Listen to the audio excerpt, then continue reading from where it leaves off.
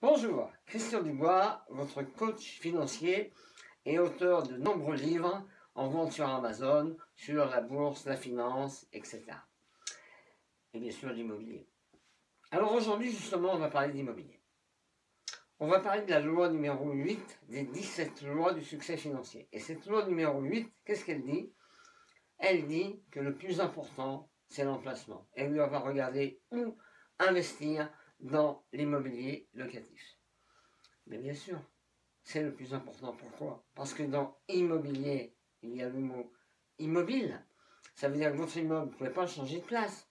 Ah, vous pouvez rendre votre appartement plus agréable, refaire la façade, mettre des jolis volets roulants, enfin ce que vous voulez, des robinets en or, pourquoi pas. Mais enfin, s'il est à Pouilly-les-Écharneaux, il est à Pouilly-les-Écharneaux. Hein.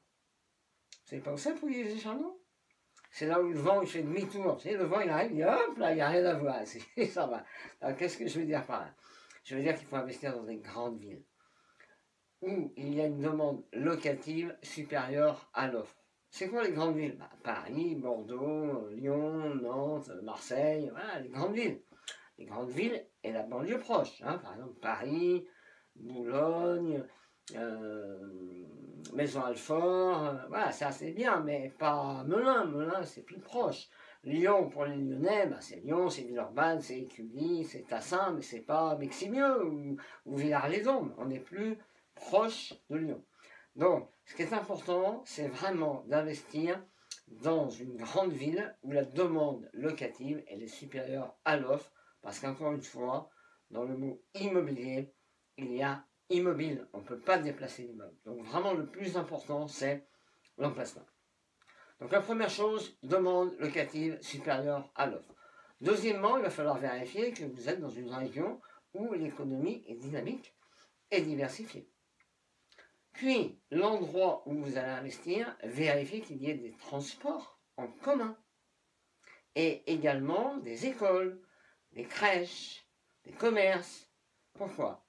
Parce que les gens qui vont être vos locataires, ne vous projetez pas, vous, en tant qu'investisseur. Un investisseur est une personne qui a déjà des biens, 30, 40, 50 ans.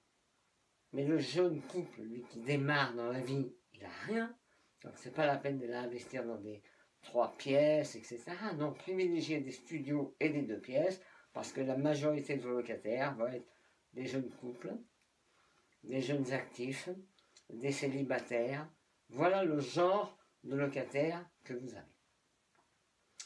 Alors maintenant, je vais vous donner une recette pour dénicher la bonne affaire.